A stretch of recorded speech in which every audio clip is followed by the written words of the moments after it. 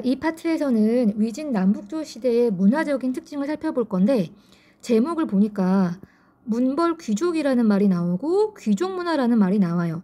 그래서 우리 이걸 통해서 위진 남북조 시대 때에는 귀족적인 문화가 발달했구나 이런 걸 미리 파악할 수가 있습니다.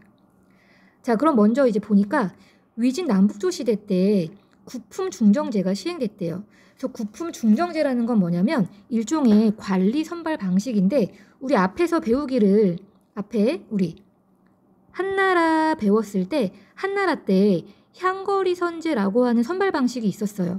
향거리 선제의 향자가 향촌, 시골 향자, 그 다음 거자가 선거하다, 뽑다 이런 거자예요. 그러니까 향거리 선제라는 건 향촌에서 유능한 인재를 추천해서 관리로 선발하는 방식인데 주로 누가 추천을 했고 누가 관직을 차지했다고 했냐면 바로 한나라 때의 지배층인 호족이었다고 했어요.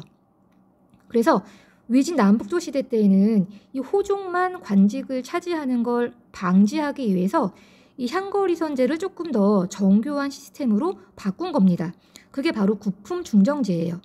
그래서 보면 구품 중정제는 각 주현에, 주현이라는 건 지금으로 치면 뭐 시, 군, 구 같은 지방 행정구역을 의미합니다. 그래서 각 지방에 중정관이라는 전담 관리를 보낸 거예요.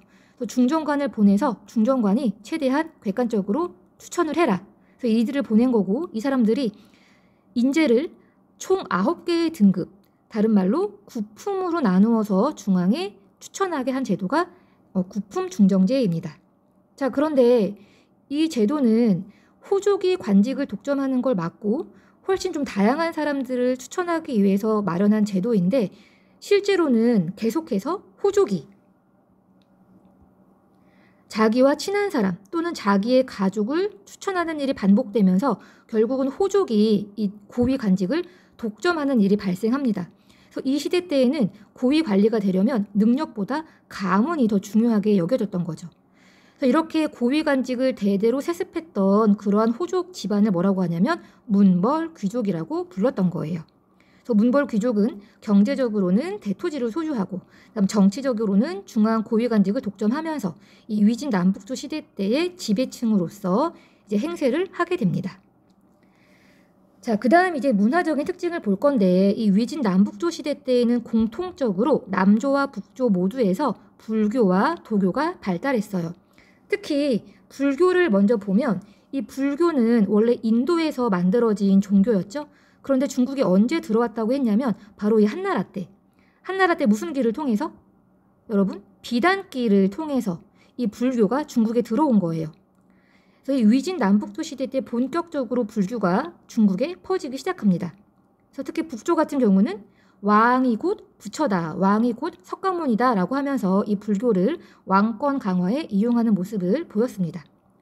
그래서 국가적으로 불교를 엄청 장려하게 되는데 이때 인도 언어로 쓰여져 있는 불경을 한자로 번역하기도 하고 그 다음에 부처님의 모습을 여기저기 새겼는데 대표적인 곳이 윈강 그 다음에 룩먼이라는 지역이었대요. 그래서 윈강이랑 룩먼이 비단길 근처에 있는 도시예요.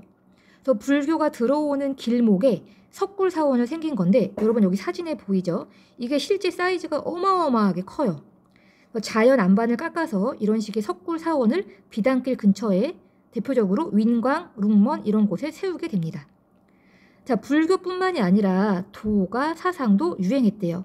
여러분 도가 기억나나요? 도가 처음 언제 나왔냐면 제자백가 할 때 나왔던 거고 도가를 일으킨 사람이 누구였냐면 노자와 장자였죠.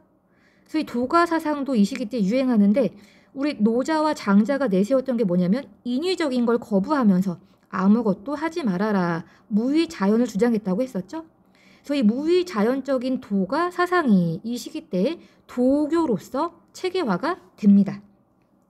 그래서 황실에 받아들여지면서 이제 도교가 발달하게 됐다는 특징이 있습니다.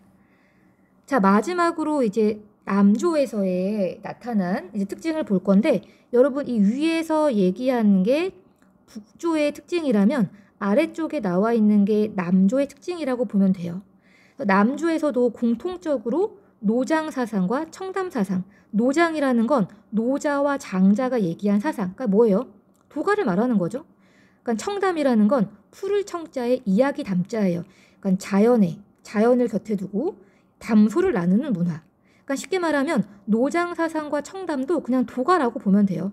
남조에서도 도가가 유행했고, 그 다음에 또 하나는 요건 이제 선생님이 괄호한 요 부분은 남조만의 특징이라고 볼 수 있는데, 이 남조에서는 지식인들이 이 시기 때 약간 이렇게 위축이 되는데, 이들이 이 위진 남북조 시대가 되면서, 그러니까 위진 남북조 시대라는 거는 우리 앞에서 배우기를 오랑캐가, 그러니까 그 북방 지역에 있던 유목민이 중국을 침략해서 유목민과 한족이 섞여 살기 시작했던 건데, 이런 분위기 속에서 지식인들이 약간 시대적인 환멸을 느끼는 거예요.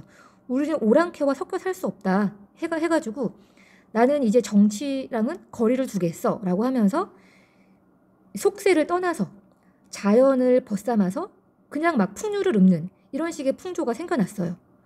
그리고 이러한 문화를 대표했던 사람들이 중림, 칠현이었대요. 그러니까 중림은 대나무 죽자의 숲을 임자니까 대나무 숲에 모여서 7명의 현자가 그냥 뭐 술을 마시면서 노래를 부르면서 그냥 자연을 즐기는 이런 식의 문화가 생겨났다는 걸 이해하면 되겠습니다.